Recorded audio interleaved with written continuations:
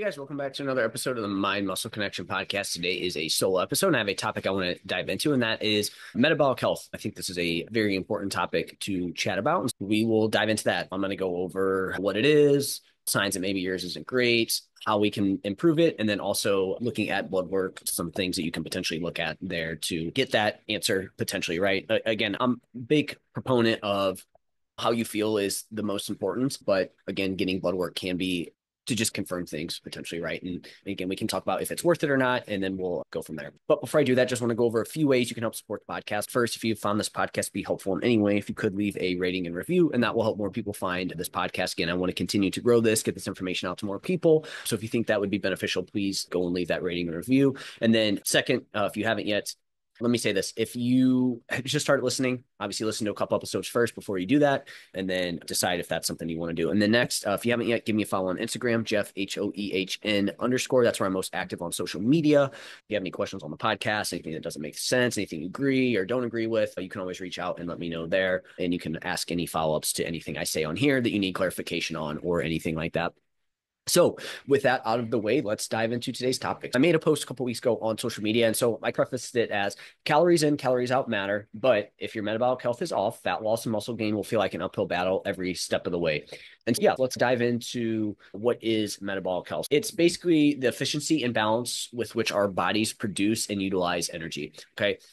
It involves maintaining stable blood sugar, insulin sensitivity, and an optimal balance of fat and muscle mass. Good metabolic health supports energy levels, reduces disease risk, and keeps vital body systems like the brain, heart, and muscles functioning optimally. Poor metabolic health often leads to conditions like insulin resistance, hypertension, elevated cholesterol, inflammation, and this can increase the risk for type 2 diabetes, heart disease, and other chronic conditions. And so I want to go over, we can see where this is important, right? Think of this as the under the hood type of thing, right? Because you can have people that maybe look decently from a physique standpoint, and maybe things aren't looking great underneath the hood. But you also could be somebody who is like overly fixated on just training hard and like just push and hey, I want to lose weight, and so I'm just going to really push my training, and then I don't have a good base of some of these things that we're going to talk about. And every little bit that you're going to try to do, it's just going to feel like an uphill battle. Again, we need to make sure we take care of these things. This is going to make everything we do from a body composition standpoint more efficient. And you're going to feel like you're going downhill with it, downhill in a good way, right? Like you're going to have momentum. It's just going to be easier versus if we don't, you're going to feel like you're going to go uphill. But from an overall health standpoint, that's also not a great spot to be in. This can lead to some of those diseases and or higher risk of that. So again, we want to make sure that we take care of it from that standpoint. If looking good is important, okay, again, it's going to help that. But also, if you are worried about your health and longevity, this is something that we want to look at. So signs your metabolic health might be off. So you feel sluggish and overall energy is poor. So if you're just not feeling good throughout the day and you're feeling tired, you just don't feel like you want to do the same things that you used to, and it's just every little bit to do something is feels like a grind, your metabolic health is off, right? There's something going on there. You're eating low calorie, but nothing's happening. So maybe you're trying to like drop body fat. Hey, I want to lose weight. I know I need to eat in a calorie deficit. I'm going low calorie and nothing's happening, right? Again, that's a sign that your metabolic health is off. There's something going on that needs to be fixed that we need to look at. You're working hard in the gym, but not building muscle. So again, maybe you're training 5-6 days a week. You're eating pretty well and nothing's happening, right? Again, there's probably something going on from a metabolic health standpoint that can be improved.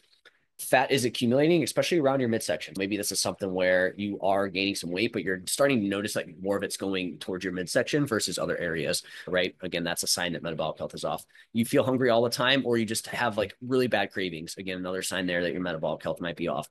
You're not recovering well from workouts, and or you always feel sore, right? So it's like you're doing your workouts and it takes you much longer to recover than it did in the past.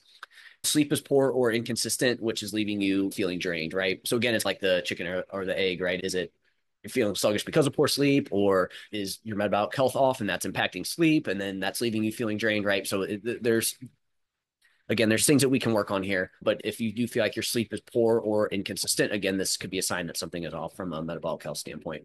All right, I do want to go over how we can improve metabolic health, okay? First thing we do is we want to lift weights, right? And this is in no particular order, by the way. It's not, oh, hey, these are just things that I want to go over. Lift weights, build muscle, obviously, right? And this can help with your metabolic rate and it helps how your body utilizes nutrients, right? So it's going to help you with blood sugar regulation. It's going to help with insulin sensitivity, right? These are all things that are important from a metabolic health standpoint. And so building muscle can do that, right? Not only does it improve your metabolic rate, but it helps your body utilize the nutrients that you're giving it there. So again, we want to make sure we're lifting weights. I'm always going to push for people to train in a way that's really going to maximize muscle. But I think any sort of resistance training that over time you do more or make it more challenging is going to be beneficial there. So we want to make sure we lift weights there. We want to do some cardio, right? If you listen to my Q&A earlier this week, I just talked about the benefits of cardio. And again, this is going to improve your heart health and it's going to improve metabolic flexibility with aerobic exercise, right? So by doing this cardio, we're going to improve our metabolic flexibility. And again, it's going to help with insulin sensitivity, right? If you do some cardio, it's going to help move everything through your body more efficiently than if you didn't. But again, we're going to improve our heart health, which is going to be helpful. And again, that metabolic flexibility, which is your body's ability to utilize to burn fat or carbs as energy, right? And a lot of people have trouble flipping over to fats when they do that. And again, it's not burning body fat. It's just the fuel source we use for energy. We want to prioritize sleep and circadian rhythm. So not only do we want to prioritize sleep and make sure we get, say, 6 to 8 hours of sleep, but we also want to prioritize our circadian rhythm. So what does that mean? You probably don't want to have really large meals late at night. You probably don't want to go to sleep at 3 in the morning every night while you're like staying up playing video games or watching TV. You want to try to keep a somewhat consistent routine with your sleep and wake times. You want to get some sunlight throughout the day. You want to try to get some sunlight as early as you can in the day. You want to limit stimulants late at night. You want to limit very engaging, stimulating things late at night, right? So yes, it is like getting more sleep, but it's also in prioritizing that sleep, but it's also the things you do outside of that as well too in terms of our circadian rhythm. And also, like I said, it's avoiding eating really large calorie dense meals late at night and overnight. Watching alcohol intake too, right? That's going to be something that can impact your circadian rhythm and your sleep. We want to manage our overall stress load and improve how you deal with stress. So managing overall stress load is we have a bucket here of our body's ability to recover from stressors, and every stressor, again, whether it's from diet, whether it's from work, whether it's from relationships, whatever it is, that's all going to fall into that stress bucket. And if it overflows, that's where we start to run into some issues, right? So we need to have holes in that bucket that manage that stress. So it's making sure it's three things we can do here. We want to do things that help make that bucket larger, right? And that's going to be based on probably genetics, but it's also going to be based on all these other things that we're talking about here.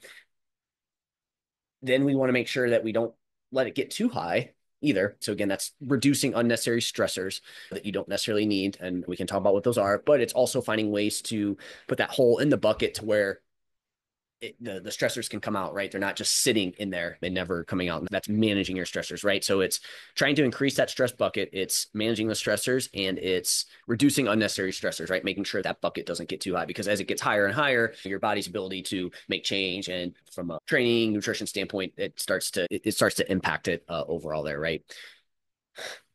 So those are the three things we want to do with that, right? We want to make sure and so reducing on so we know stress is going to be a part of life. We want some stress, but it's again when it overflows that it can become an issue long term there. So reducing unnecessary stressors is just like when you maybe something big happens and now your stress bucket's full. It's okay. What stressors can I take out of here that it's just hey, it's not worth it. So again, could that be getting out of a calorie deficit? Could it be the stress that you're putting on yourself from changing your body? Could it be you not getting upset about traffic, right? There's just so many different things that you can do there. And then we want to find healthy ways to manage it, right? Again, not necessarily relying on alcohol, not relying on pushing your training. Again, we want to find healthy ways to manage that. Next, strategic nutrition. So eating fewer calories is sometimes necessary for fat loss. It is necessary for fat loss, but that can backfire if it's your only strategy, right? So this is where we have nutrition periodization, right? We're not just trying to eat in a calorie deficit 24/7, 365. We're going to have periods of time where we eat a little bit more and periods of time where maybe we eat a little bit less because we need phases where we eat enough to fuel muscle growth, recovery, and overall health. So again, we want to have those phases where we're at least getting to our maintenance calories. Again, whether you need a calorie surplus or not, I would say in most cases you probably don't, but at the very least, we want to try to get to our maintenance calories. And that's probably going to be your sweet spot that we stay at from time to time. And that's going to help with your overall metabolic health. If we're always trying to be in a calorie deficit, your metabolic health is not going to be optimized there with that, right? So again, we want to also make sure that we're having these periods of time where we eat enough calories and not just always trying to fat loss diet.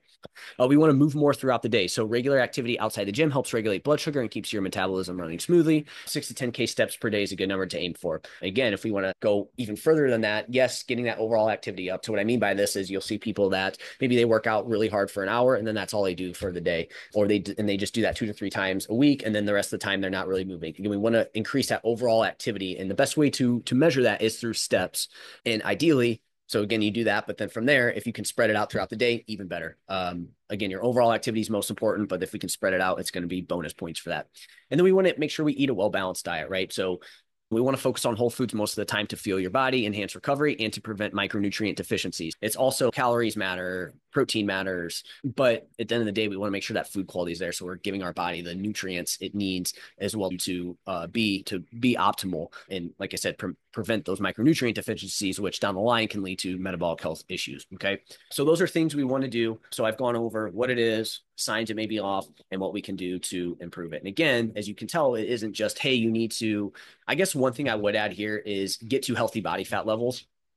I did miss that on this, and get to healthy body fat levels. So we're talking not too low either, right? Because you can get too lean, but if you're at these high levels of body fat, your metabolic health is going to be off, right? Testosterone's probably not going to be optimal from a male standpoint. From a female standpoint, your hormones are going to be out of whack, right? We're not going to have the right amounts of those hormones there if body fat's too high and too low, right? So same thing here. It's in that it's on both ends of the spectrum here. I would say you have to get pretty lean enough to where you really have to go out of your way to do it. So I think less people need to be concerned about that, and they need to be more concerned about higher body fat levels. Again, this is just one of those things where this can get, I don't want to say political, but like people have their tribes on this where it's, hey, you can be healthy at any size. And mentally, yes, you can be healthy at any size. I 100% agree with. But from a physical standpoint, as we get to these higher body fat levels, it's going to be really hard to be metabolically healthy at very high body fat levels. Can it happen at very high levels? Probably not. But if you're like have a little bit extra body fat, you can probably, you'll be fine. Right. But like I said, mentally, I think it's still tougher to be mentally, but you can be mentally healthy at any body size. Right. So I think it's important to separate those two. And like I said, you don't necessarily have to be photo shoot lean to be metabolically healthy. And as I said, you also could be metabolically unhealthy at super low body fat levels as well too.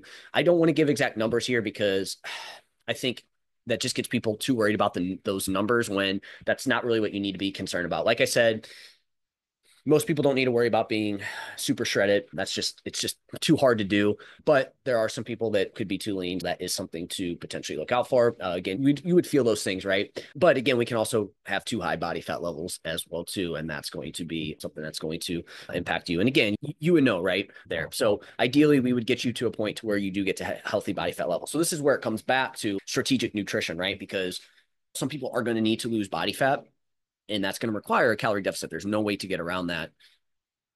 But once we get to that healthier body fat range, that's where we can go now to maintenance. And then maybe you can hang around maintenance for a little while, and then you can maybe get a little bit leaner, and then you come back to maintenance, right? So again, there's ways to go about this. And that's why I say strategic nutrition, because it isn't just, oh, hey, being a calorie deficit. Again, it's using a calorie deficit when we need it, and then getting out of it when we're done with it, and then getting back to maintenance and fueling yourself. And again, in some situations, a calorie surplus.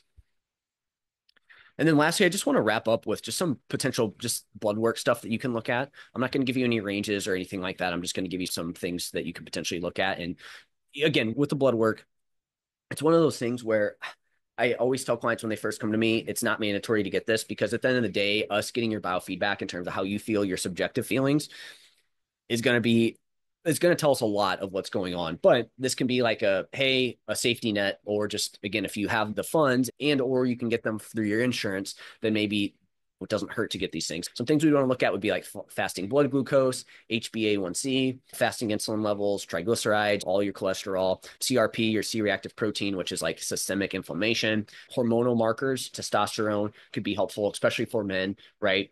Women, you could get your hormones done. Again, it is going to be very dependent on the phase of your like menstrual cycle, and obviously if you're perimenopause as well too. But again, that could be something that can be helpful there. And then your thyroid panel, right? Your TSH, free T4, free T3, and then ALT, AST can also be helpful. And then obviously anything else that from like a electrolyte standpoint, your CMP, but yeah, your CMP, right? That would be your comprehensive metabolic panel would also be helpful there, which I believe some of those that we went over are going to be in there already anyways. Yeah, hopefully that was helpful. Hopefully that gives you some ideas on what you need to do to improve your metabolic health. And I think the big takeaway here is I just want people to, this is with clients over the last couple of years, I've shifted more towards focusing on these things versus just focusing on trying to lose calories in, calories out. Like again, calories in, calories out is definitely a thing. We need to focus on that. But again, we need to also look at our overall health, as that's going to make everything just more efficient. And I think this is, again, it's just going to make everything more efficient. And obviously overall health is super important as well too. And I think as you age, this gets even more important as well too, to focus on these things as well. What is that? Once you get to 30, and not that 30 is old, but once you get to 30 and over, it's, hey, you probably want to start to focus on these things a little bit more. And these are definitely things that a lot of people 30 and over struggle with. And so we need to work on these things. So hopefully that was helpful. If you have any questions on yours specifically, my free 30-minute strategy calls for you. You can find the link to that in the show notes. That's it for this episode. I'll chat with you next time.